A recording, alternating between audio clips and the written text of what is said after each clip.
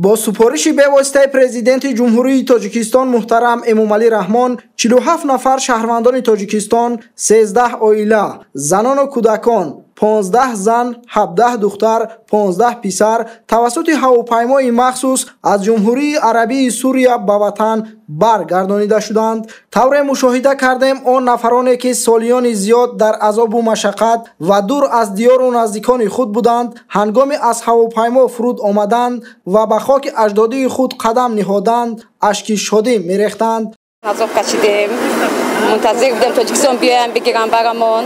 الحمدلله اومدن بردن.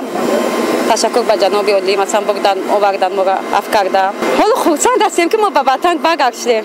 در نتیجه عملی سازی تدبیرهای مشخص دوام سالهای 2019-2023 در 3 مرحله زیاده از 300 نفر زنان و کودکان تاجیک از جمهوری عراق و جمهوری عربی سوریه به وطن برگردانیده شدند. سپارش راهبریت عالی کشورمون بود که همه شهروندان تاجیکستان باید برگردند. این اقدامی که یگان کشور ندارد.